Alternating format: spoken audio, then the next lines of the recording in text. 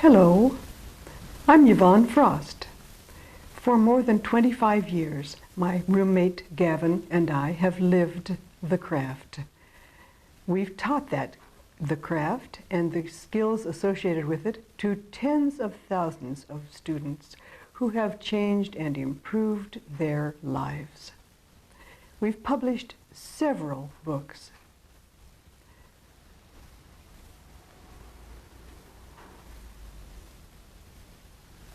One of which we're very proud is the American edition of Astral Travel. It's also been published in the British Isles and throughout Europe. It's been published in Portuguese. It's been published in Italian. And various other languages.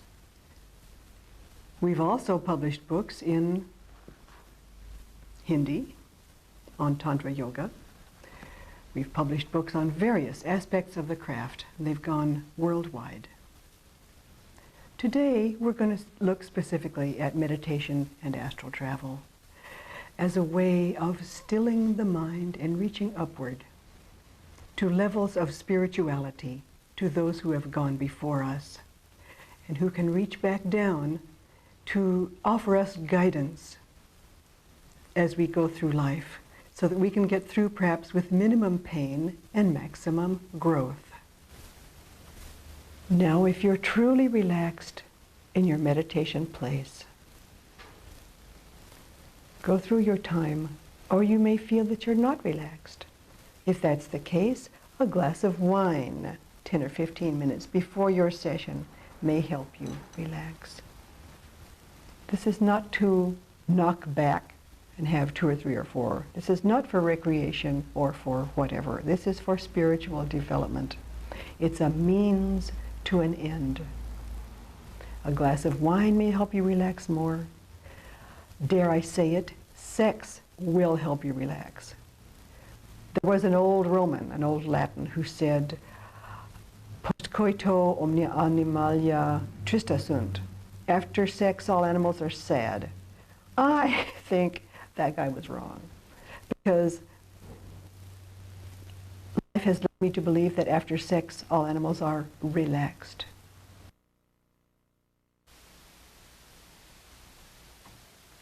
Merry meet again. We've talked about meditation. Now it's time for the real thing to happen. I've got everything set up here that we're going to use. I'm not going to turn all the power off, though, because that way you wouldn't be able to see what I'm doing. Don't be confused by the light level. There's snow on the ground. And it makes things a little lighter than they would ordinarily be. Here's all the equipment. The journal I will use to record my impressions after the session.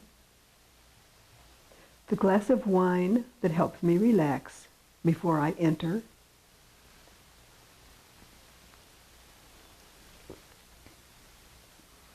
People who don't use alcohol often find it helpful to have a cup of hot thyme tea, with or without honey. That's thyme, T-H-Y-M-E, like on your grocer's spice shelf. And I've got the glass of water here that will help me fit my psychic hands back into my physical hands, my psychic feet back into my physical feet, all the parts back into the physical parts, so that I'm back in sync with the physical world again. I've got a timer that will signal my 15 minutes.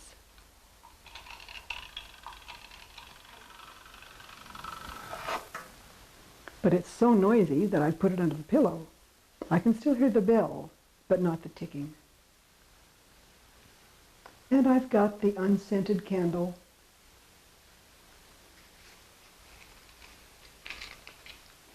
That will let me see the circle even when the power is cut off.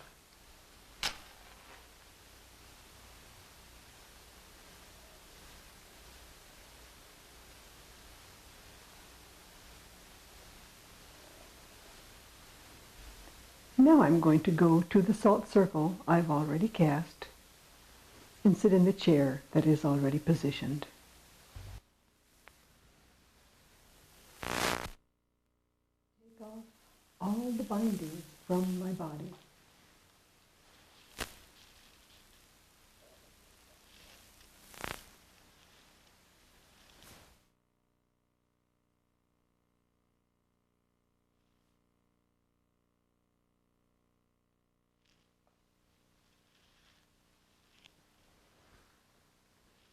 I'm going to close the eastern gate of the circle.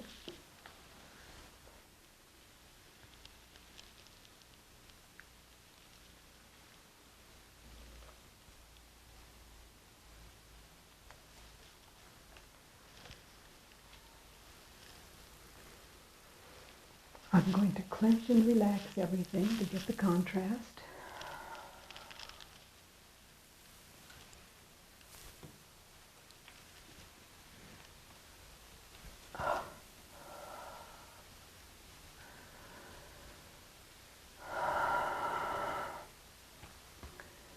I'm going to make the affirmation that I use.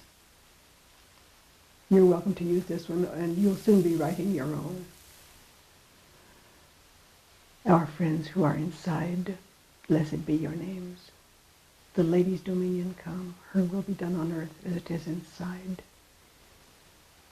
Give us today our daily bread. Forgive us our weaknesses as we forgive those who wrong us. Help us endure our trials. Deliver us from negation. So let it be. I open my aura and send out a beam of power into the ethers.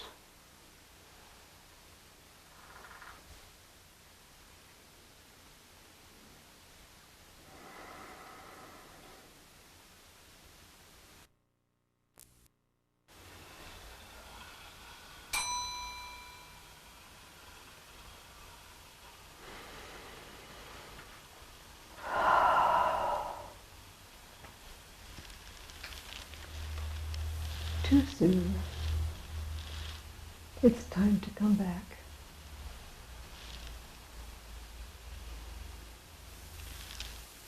I close my aura with the other affirmation. I am surrounded by the pure white light of the God. Nothing but good shall come to me. Nothing but good shall go from me. I give thanks. So let it be.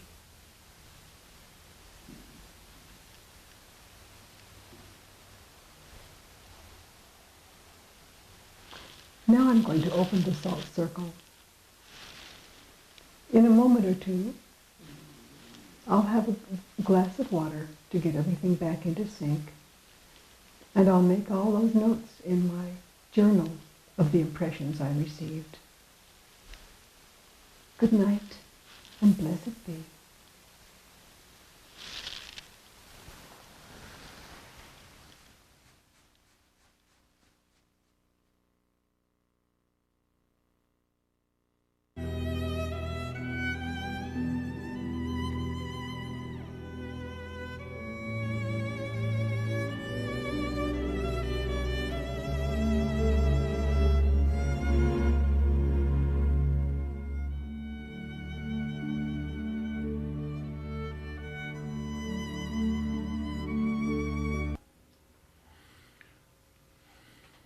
Greetings. I will be your narrator for this tape. You may be wondering why we're running footage of Stonehenge and Avebury behind this introduction. That is because these great stone monuments are the biggest stone circles that were made by the megalithic builders. Megalithic means big stone. A man called Alexander Thom, who went to London University, actually measured these stone circles and came up with a measure, what he called the megalithic yard. That is 2.72 feet, and that is the measure that we still use today in making our circle. Before we start, we need to talk about the meaning of the circles and why we cast 3 circles. So I'm going to walk over to this little board we have here and talk about the circles. The outer circle is designed as a container for energy and is usually cast of something like sulfur. The next circle in is a transition circle. It takes you from the plane of the world into a higher spiritual plane. And the inner circle takes you from that plane into the spirit plane. So we go abyss, heaven, spiritual, and that is represented in every church that you have ever been in. If you think about the nave,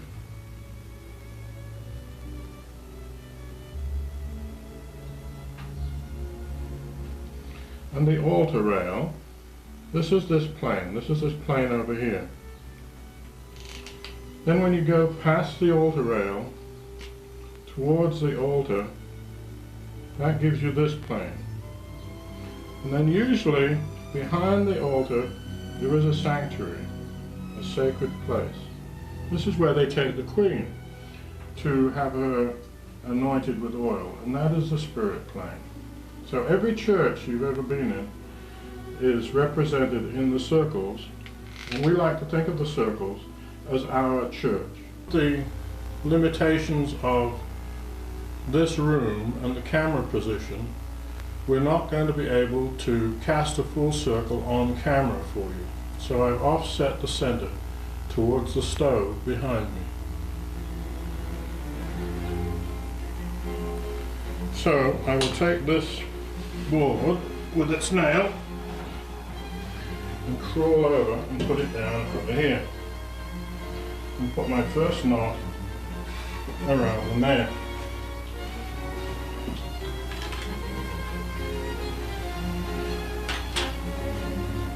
Stretch it out, holding it vertically. This is the outer circle, so I put some sulfur in this funnel, and I simply go around tapping the funnel.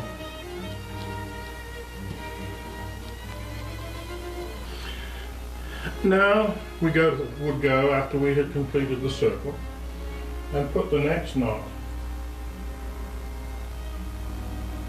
over our nail.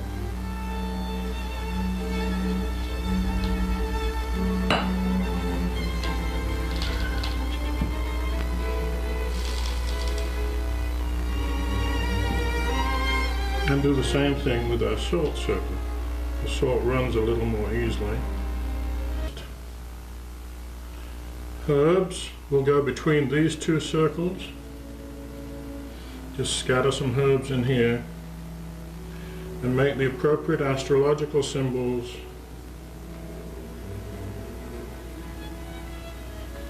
in salt between these 2 circles. Making the fireplace, take a piece of aluminum foil and lay it down. This protects the carpet from anything which may drop down between cracks between the bricks. And then we need to construct the double S of spirit and soul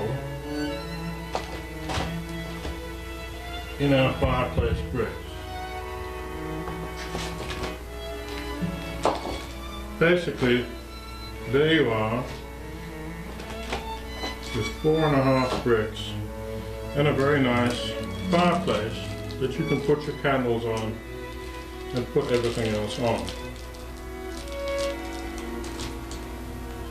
Don't forget to take your matches into the circle with you. So you can see It really isn't difficult to construct your circles. After you have the materials, it may take you half an hour to do all of the work necessary to make a really nice sacred temple.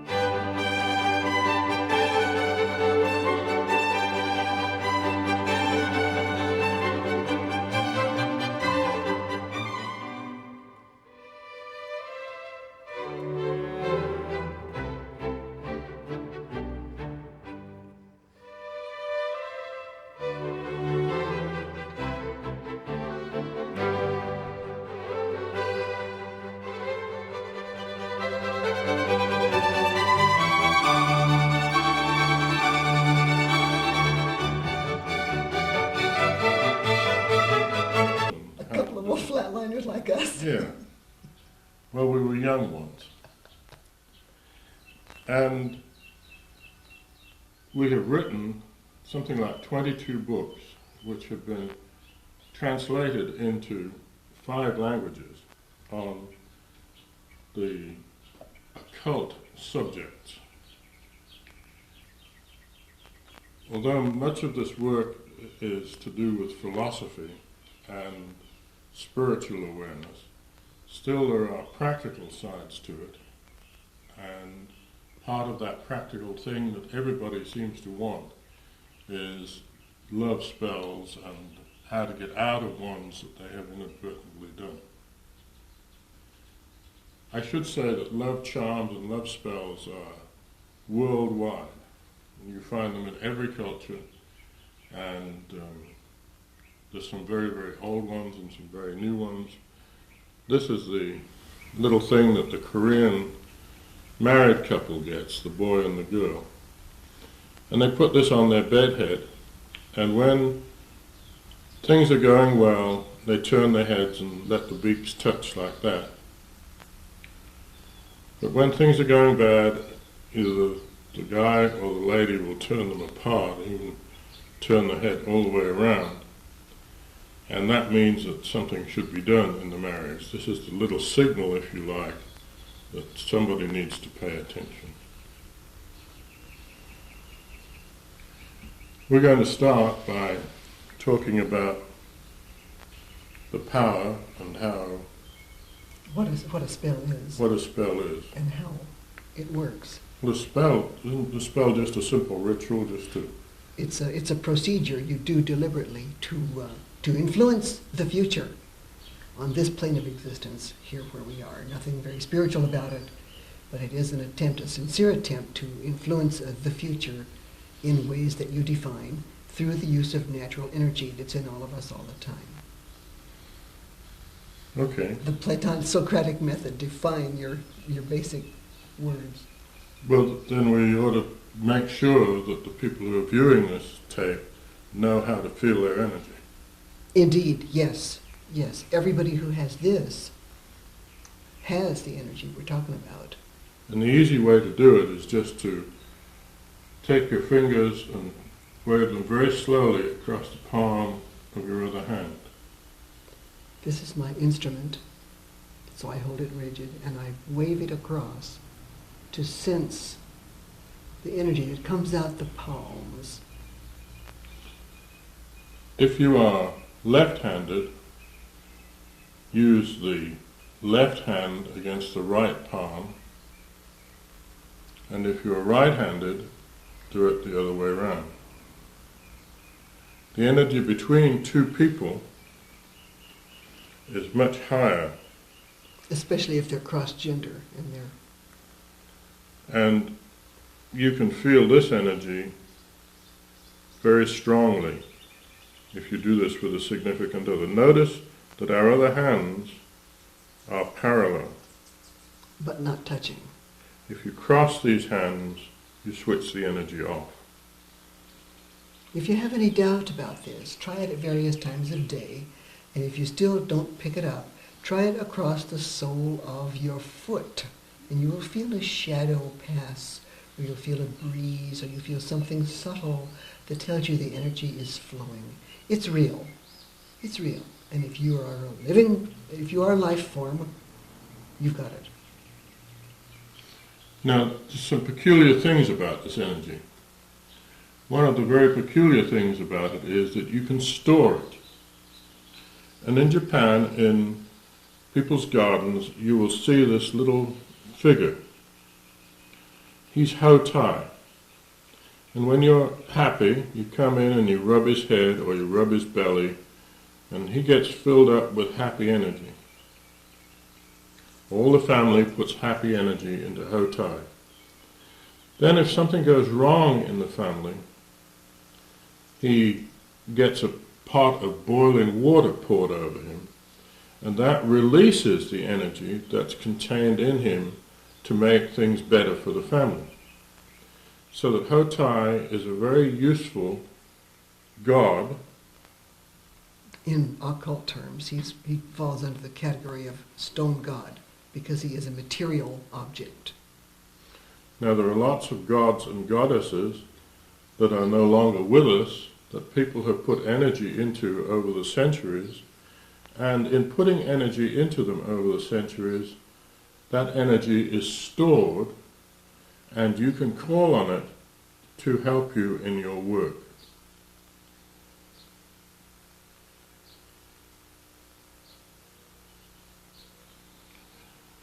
When you are doing a ritual, you must get involved. Yeah, you can't do a ritual while you're yawning or thinking about other things like the grocery list or balancing your checking account. You have to concentrate and focus in and be like a laser on your intent, your defined intent. It's no good just saying, oh, I would like to get to know that lady, or I would like this lady in my life, or I would like that guy over there in my life.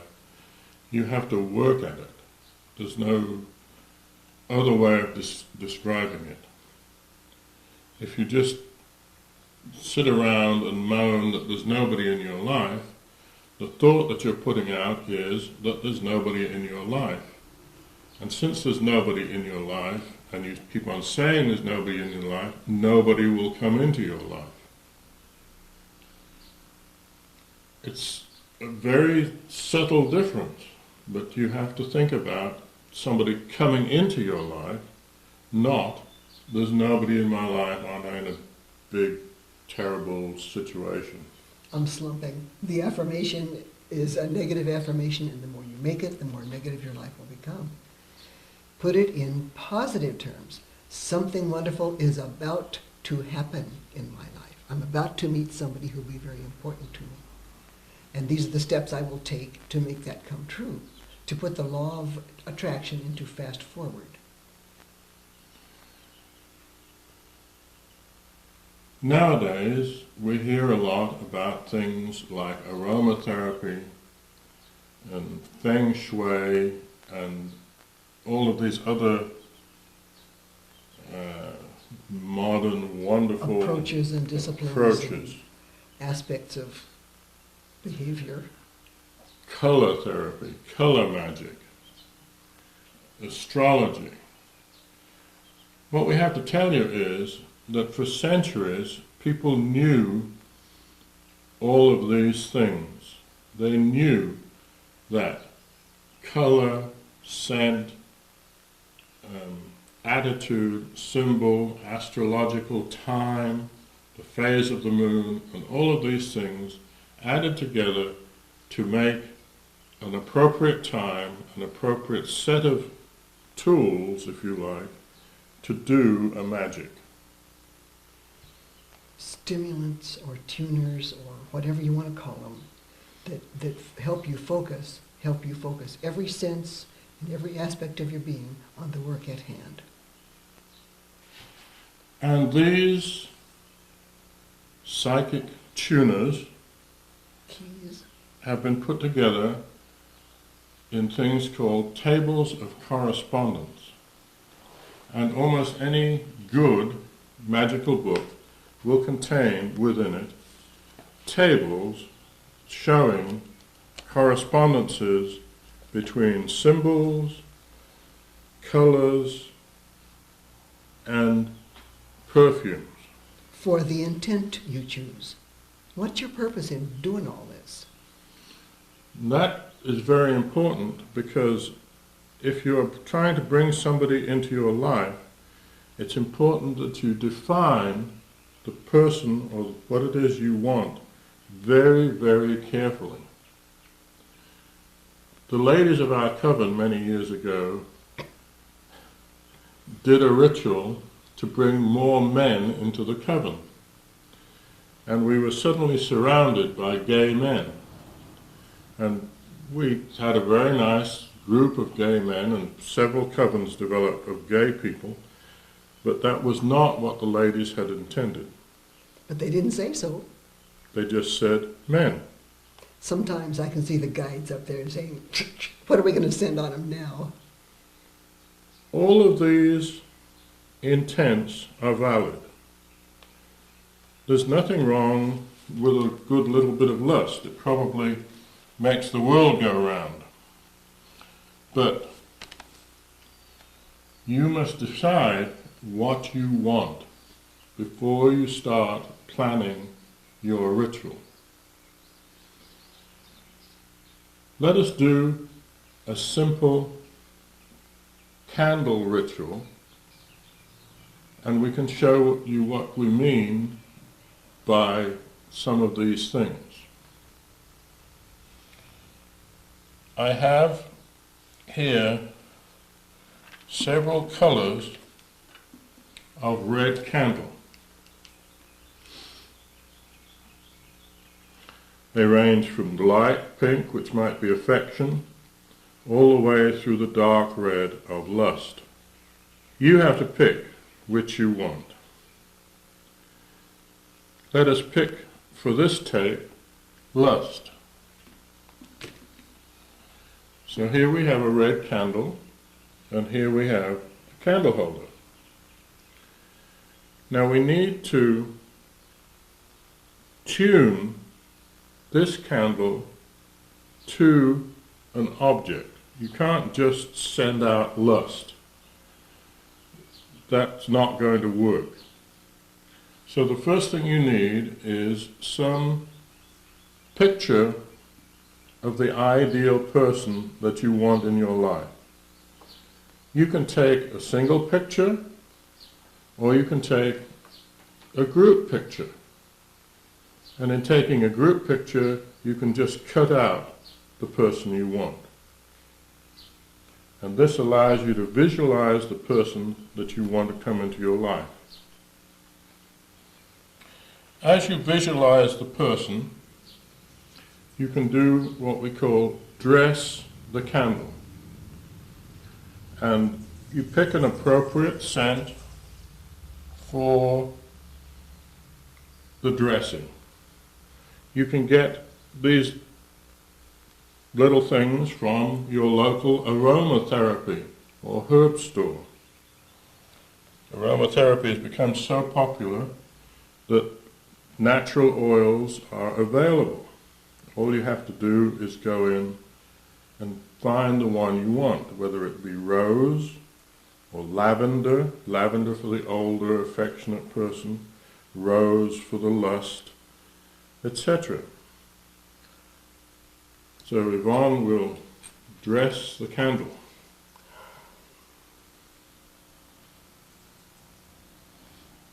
Keeping in mind firmly my intent, I visualize what I want to happen, and I name this candle as my ideal person, my target.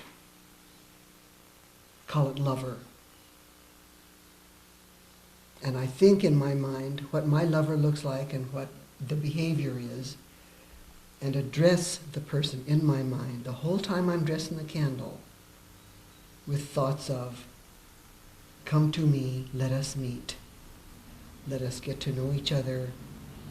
Let us complement each other, and let our lives merge for greater growth and happiness, and so that we will both be happier, better people for knowing each other. All the time I'm dressing the candle, I keep those thoughts in my mind. And I dress it tenderly, because this is important to me. At the same time she's looking at the picture, the psychic link to the person she wants. Of course, if you know the person you want, you get a picture of them or some psychic link to them, some signature or something they've written on, or whatever, something they've touched or owned or carried around with them, and you'll have that with you all the time to keep the picture of that target person in your mind as you dress the candle that represents your desire.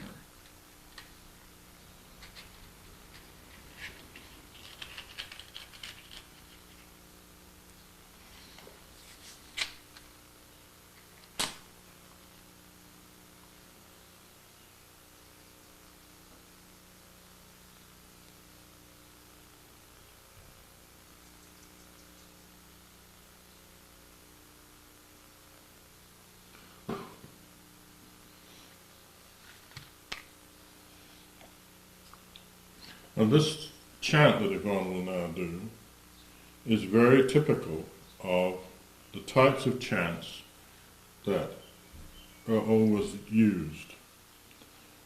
For lust you do 7, 9, 5. 5 is good. 5. Really concentrates it to do 5 for lust. And the affirmation at the peak of the spell, as I build to the peak and make the affirmation is boiled down, condensed to one word, maybe 2 words if it's something really elaborate, but usually one word, and this will be lust.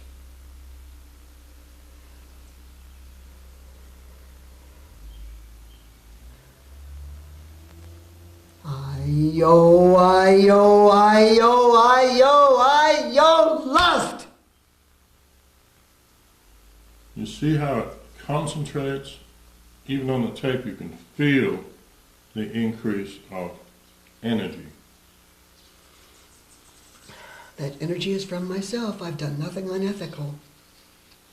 She has taken her energy and the energy that she put into the candle as she dressed it and sent it out to the target person with the intent that they will get lustful with them. And this all happens in one emphatic moment. I don't just draw it out and yawn and have some vague yearning. This is real. And it's condensed, it's immediate. And it happens, and then I put it out of my mind because I know with my affirmation and my energy, the guides will work and will use it. And I don't need to worry, I don't need to pick at it. One of the things that we just touched on is the psychic link. In doing rituals with people who are your significant other, we often get asked for rituals that will improve a marriage relationship. There are some very old rituals that are still in use today that are designed specifically for couples who are living together, and they use the most powerful sexual psychic links that there are. And there are two psychic links that are used in these rituals. One is seminal fluid, and the other is menstruating blood. Menstrual blood was always very, very powerful and had to be very carefully concealed and destroyed, because a magician getting a hold of menstrual blood could do anything he liked with the person who was menstruating. The simplest ritual for using this type of fluid is to take either an avocado or a bell pepper and turn it into a lamp.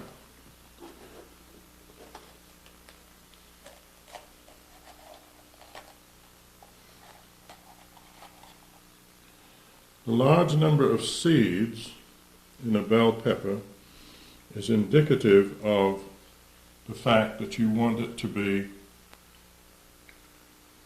a fertility ritual.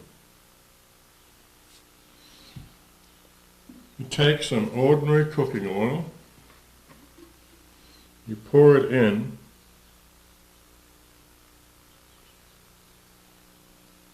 to the fruit, and you make a wick.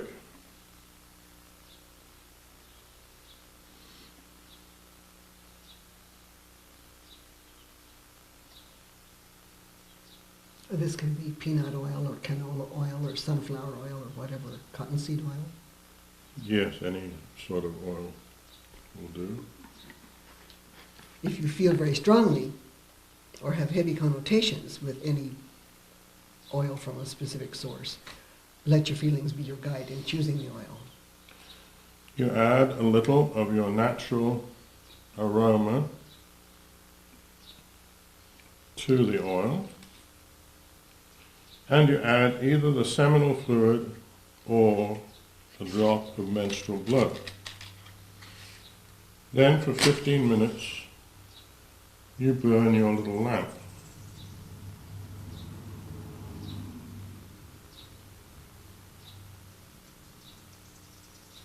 Of course, because this is a demonstration, it won't burn properly, but still, you get the idea, I'm sure. Visualize it burning. Visualize it burning. There.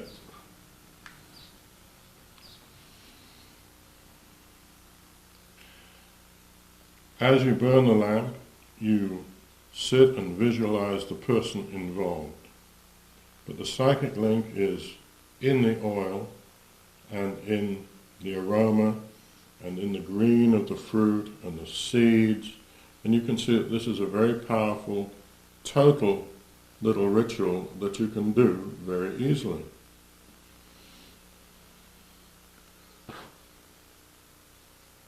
And hold your thought. Don't just set this in motion and wander around the house doing something else. Sit there and send your energy into it the whole time it's working.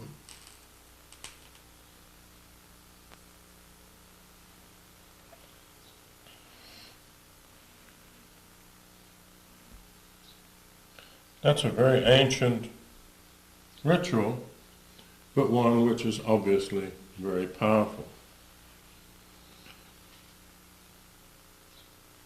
Another thing you must do, and we touched on it very briefly, is define exactly what you want. Because once you have done this type of ritual, it is a caging spell. You are putting a cage around somebody else and bringing them into your life. Do you really want Barbie? Do you really want this type of lady in your life, knowing that she's supposed to be the dumb blonde, but of course that's an old stereotype. Blondes are probably just as smart as anybody else. And did I do a PC here? But do you want a Barbie? Do you want a Barbie who you're going to have to worry about all the time? Because she is so very attractive that she's going to be very attractive to a lot of other people too. And if you feel threatened, That's maybe. no basis for a relationship. Right, right. Do you want somebody with just physical attributes, or do you want intelligence too? Or do you want them both combined? It's very difficult to be as lucky as I was. Is that all right? Oh, good grief. We were talking one day about what I dreamed of in my ideal mate, and I said he'd be intelligent, and he'd be gentle, and he'd have a sense of humor. The physical thing hardly enters into it because love will find a way. But think before you commit, before you do your work. Think. And think before you decide on putting the ritual together. It's caging. It's not a nice ritual. And as the lady said to us in New Orleans one time, what are you going to do when you get tired of him? Take him to the used lover store? So think what you're doing. Think. There are ways of uncaging, and we will get to that in a moment. There are several other old methods of doing these rituals. And in this book, The Witch's Grimoire, which is still available, and by the way, I need to tell you, you can find all of these books for sale on our website, which is wicca.org, WICCA.org.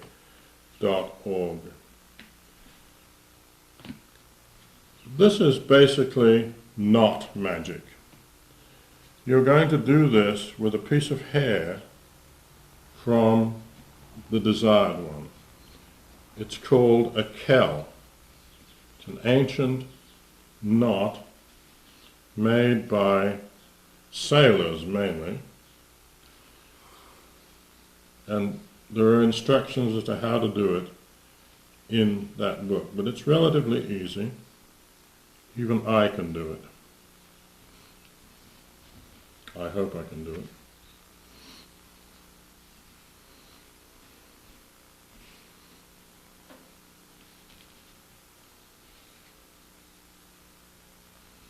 When it comes to making this with hair, it becomes rather more difficult and fiddly.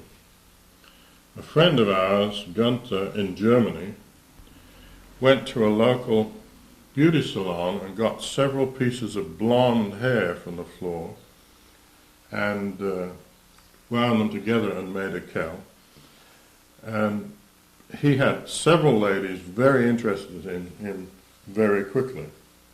Of course, they were not exactly the shapes that he had in mind, because these ladies were old and young. There was one 13-year-old, I think, in the mix. Before we get through here, we're going to have equal time for brunettes, is that right? Well, as a matter of fact, one of Gunther's ladies was a brunette, because Germans are very good at dyeing hair. They're the home of the chemical industry. Okay. Now, let's talk about pulling these ends tight. Do you pull the ends tight? What happens if you do? Oh, you just knot this together and leave it open. You better not pull it tight? No, don't pull it tight. What happens? Well, Too the intense. caging gets more and more intense. Yeah, yeah. And as you're doing this, of course, you do all the same things. You visualize the person, You put a little of your aroma onto it, and then you chant over it to charge it. Okay? Now to destroy, this is called a knot spell. To destroy a knot spell, you simply undo it. And in undoing it, you release it. So this is one of the easiest caging spells to undo. And maybe in that sense the safest kind of procedure to do. So a kel is a very useful and simple procedure.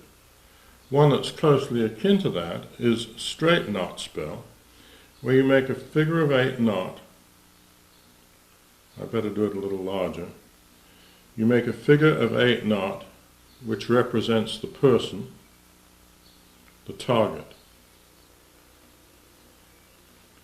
And you put your aroma into it, and you put your thoughts into it, and you chant over it. You do all of those things. And then, starting usually at new moon, you tie 1 knot in the other end of the cord, and this is you. And then the next evening, probably when you're in bed and all warm and sexy, you tie another knot. And notice it's getting closer. And you keep on putting 1 knot after another, one a day, all the way up until the last knot, the day of full moon, will be very close to your desired objective. And this will gradually bring the objective closer to you as the knots progress up the cord. Again, to undo this, you start at full moon and you reverse the process. So the day after full moon, you undo the knot that's closest to the objective, and then as new moon approaches, so you finally undo the final knots down here. And this undoes a knot magic. Okay? They're very simple, very straightforward. Knot magics are fun, and you should leave your knotted cord or your kel somewhere where you see it regularly. Because by seeing it regularly, you think it's going to happen. You're putting the energy out more and more and more. And you can think, I've got something working, I've got something working. And it changes the way you live. Another way of bringing somebody into your life is using candle magic. And it's the same sort of progressive thing that you do with the knots. If this is your central person, this is the central idea that this is what you want to happen, and the idea here is purity. You're going to do something which is very nice and very positive. And so this candle represents the central idea. If your central idea is lustful or something like that, then of course you need to use a red candle as the central candle. Now you need to pick something for you and something for the beloved. Here we are using green candles. Green is the color of Venus. We're using 2 different shades because the beloved is probably not as intent as you are on this procedure yet. This candle doesn't have a wick, which is very interesting, so I'll have to use a different one. Let's use a pink candle for affection. Pink for affection. So we've got green for Venus and love, and pink for affection. And here, every evening, starting again At new moon, Dress them and name them. yes, this is me. Name them, and this is me. One is you, the worker, and one is your target person. Whether it's someone you know or whether it's your ideal whom you don't even know yet. Can I light this off?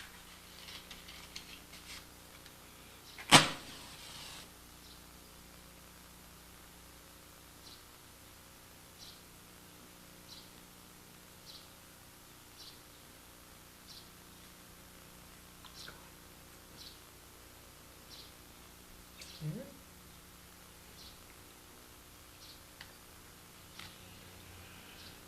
Move them every evening, sit with them, light them, and think about the situation, and move them just a little bit towards the central candle. After 5 minutes of concentration, blow them out, come back the next evening, move them closer, and so on. Keep on moving them closer until eventually they're all very close together.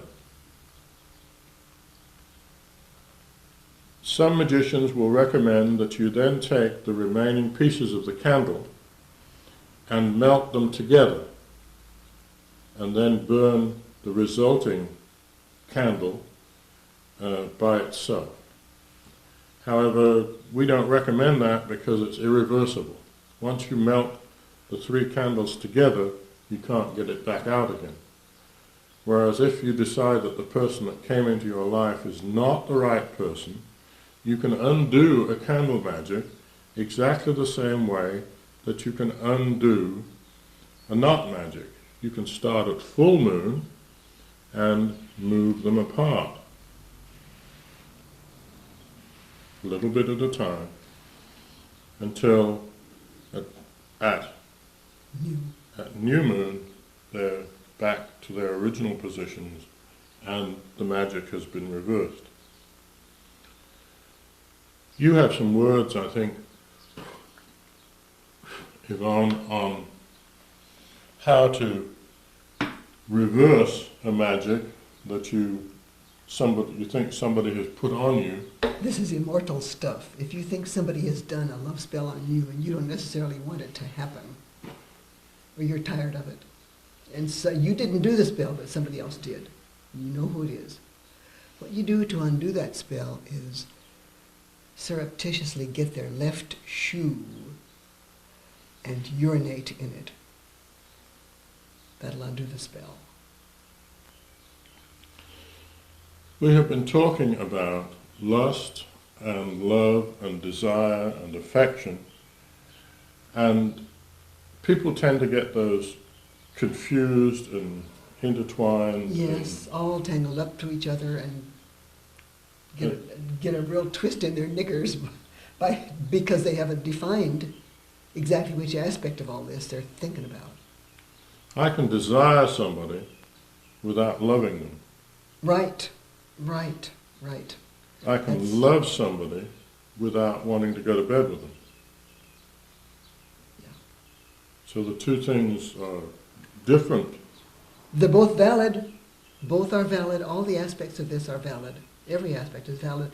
But keep your labels straight.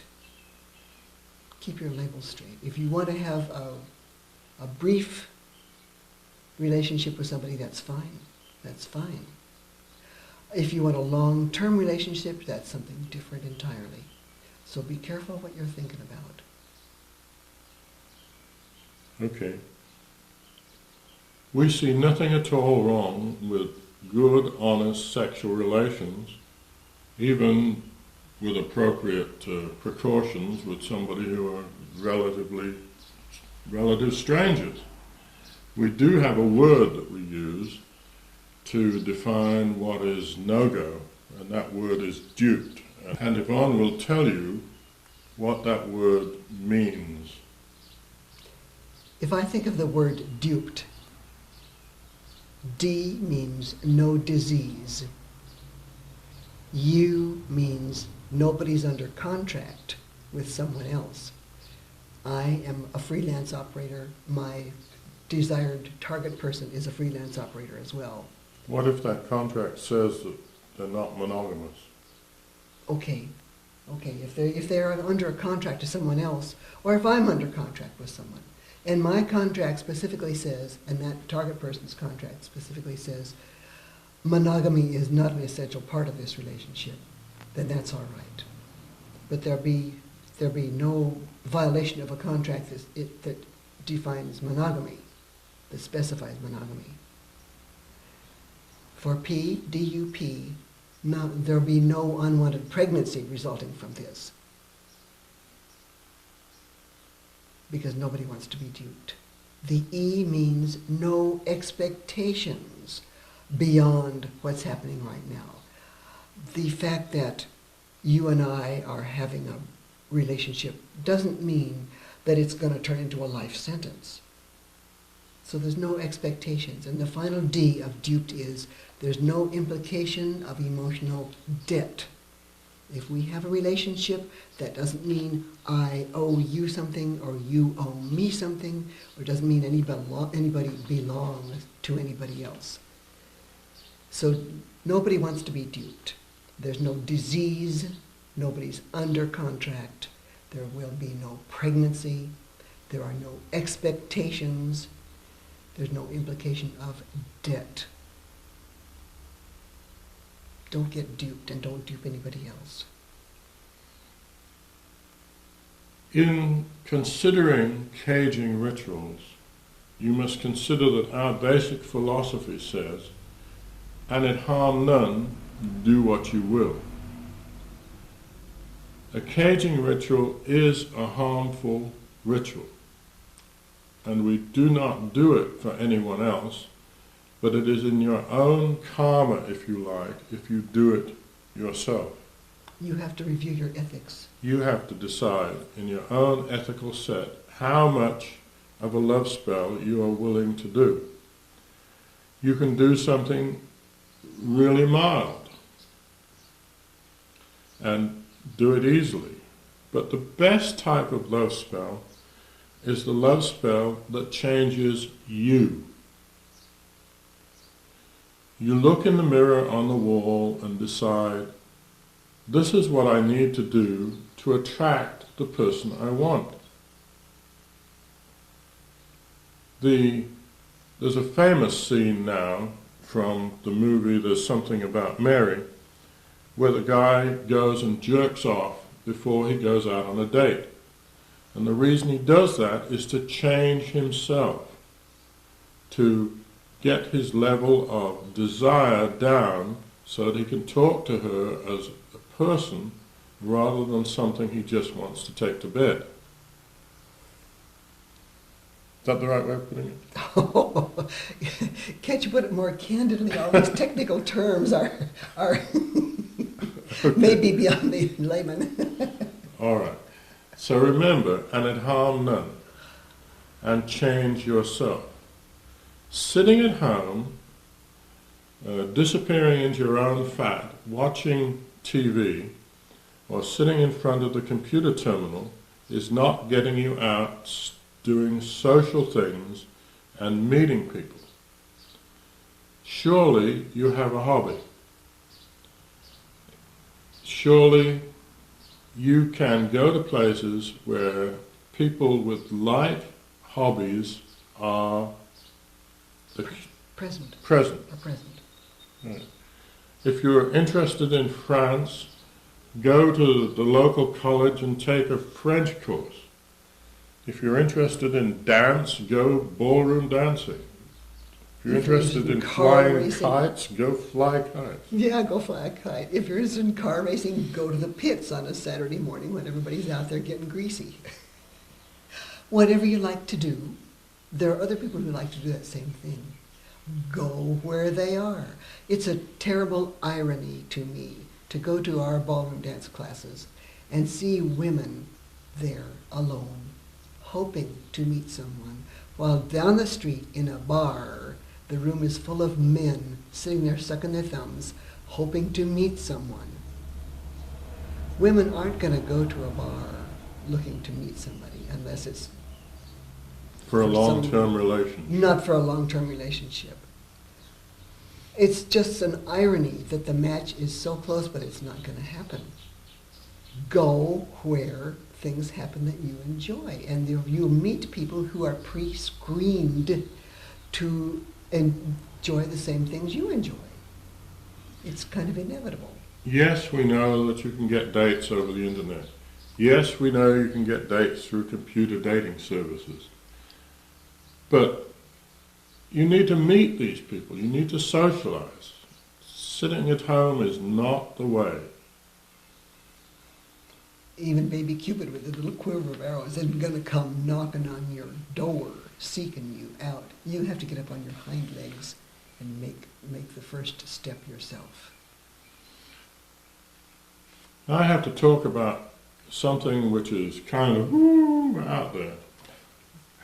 And this is the theory of soul pieces. Your spirit can be fragmented into several pieces. If you have lived for a long time with one person and that person leaves, something is missing from you. You have the feeling when the person leaves that something is missing. Unless, of course, the leaving is such that you're saying, bye, great, see you. But normally, you'll feel that there's something missing. And that is because, in shamanistic terms, you have lost a piece of your spirit. It's gone with that person. These caging rituals are actually designed to take a piece of the person's soul and put them into the candle or the little lamp or whatever and keep them for you.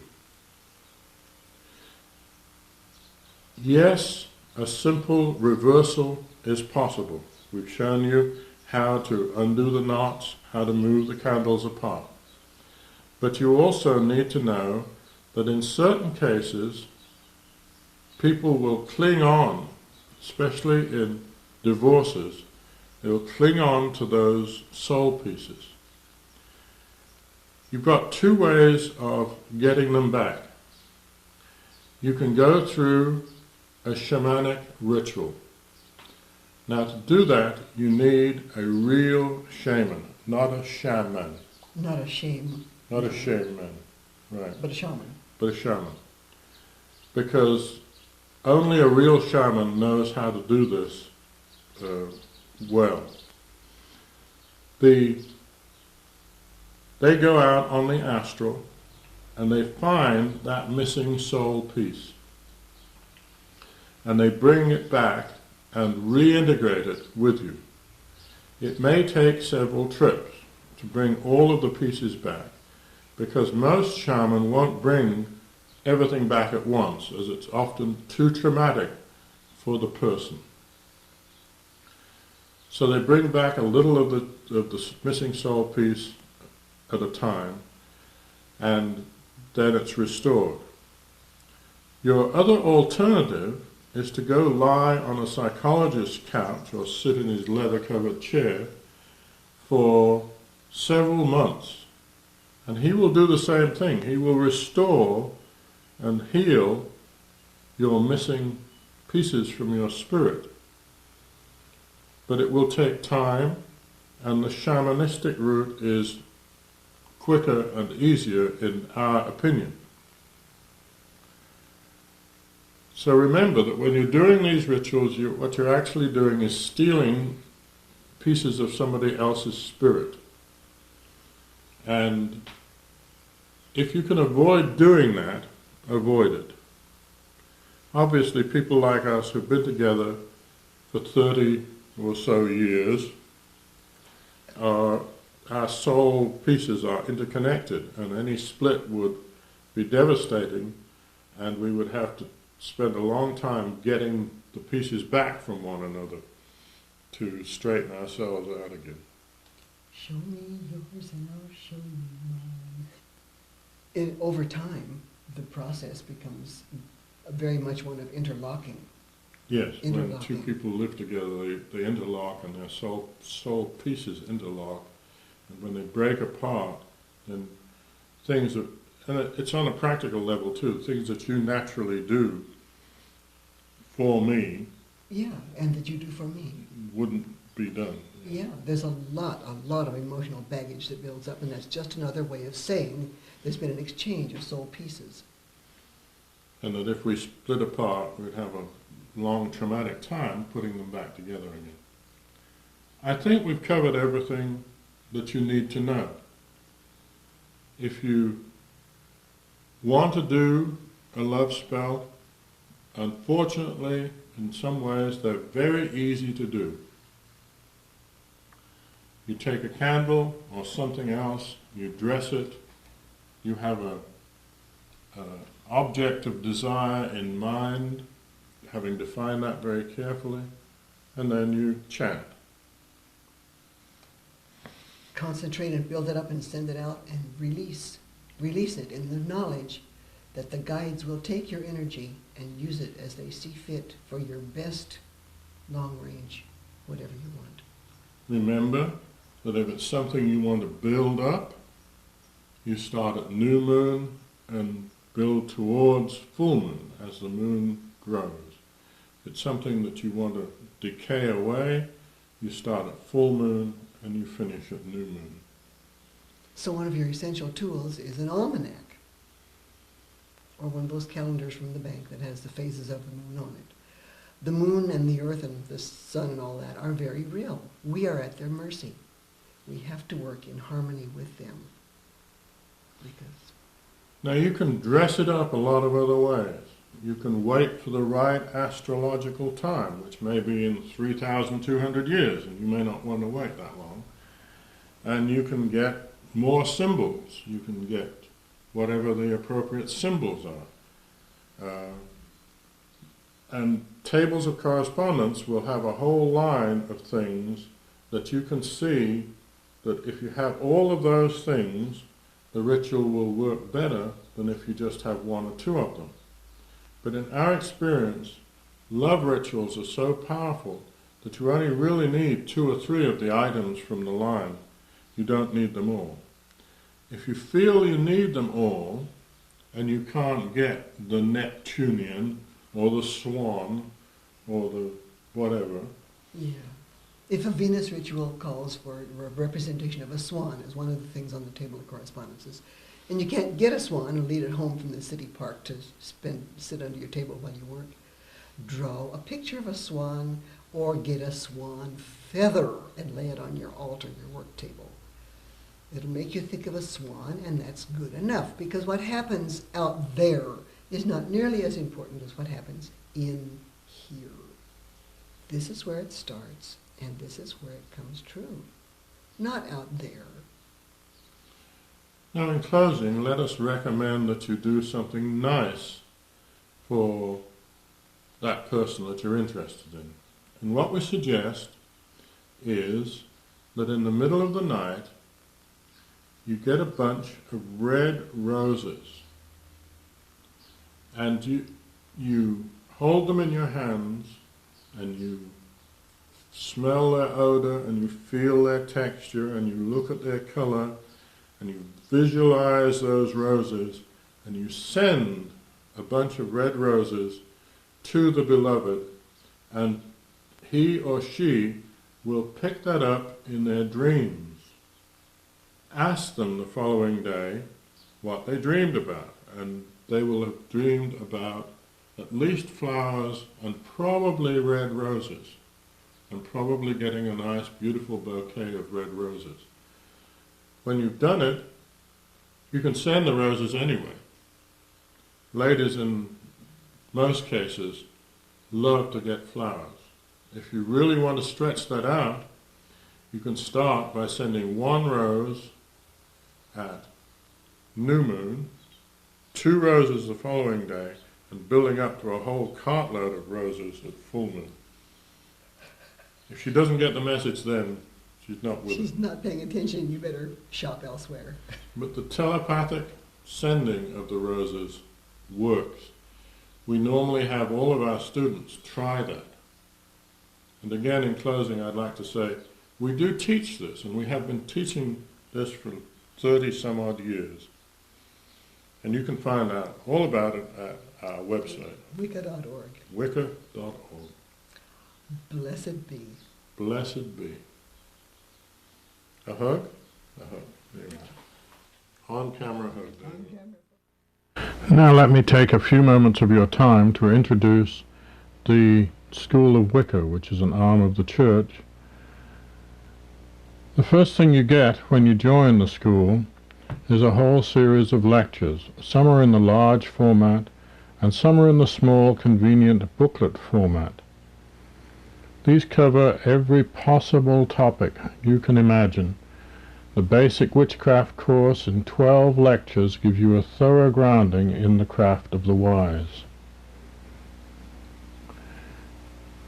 To help you along the way, we also have audio tapes that you can listen in your car, and videotapes to show you demonstrations of how to make things work, how to make your tools, how to do real magic. The school runs a library service which allows you to borrow books for a small fee, because many of these books are very difficult to get. Everything comes to you in plain envelopes. Nothing tells anyone that you are studying witchcraft. You are assured of our personal attention. Here Yvonne is carrying folders from the file cabinets and beginning to work on the answers. This is just about half of one day's file folders. Everything has a student number, and only in encryption files in the computer are the student name and number put together.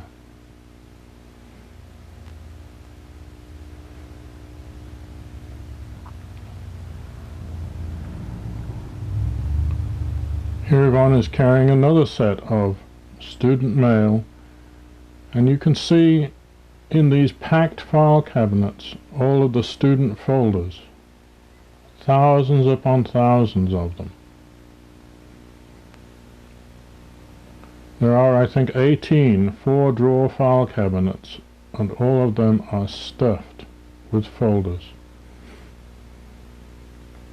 And we take the files out and store them of those students who have gone before.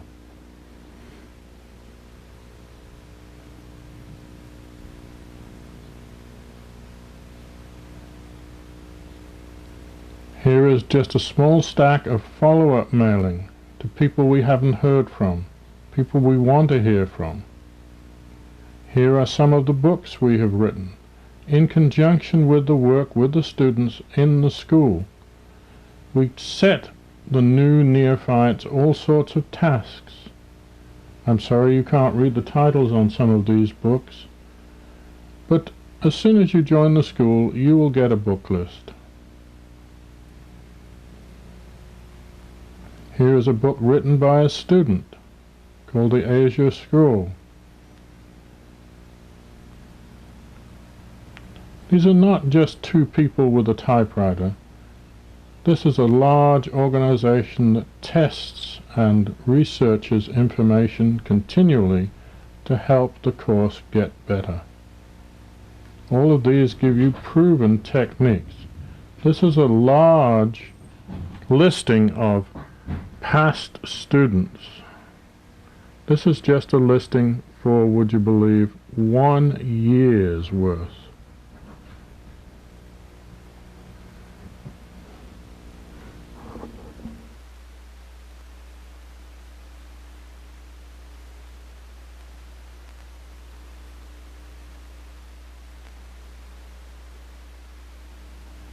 In addition,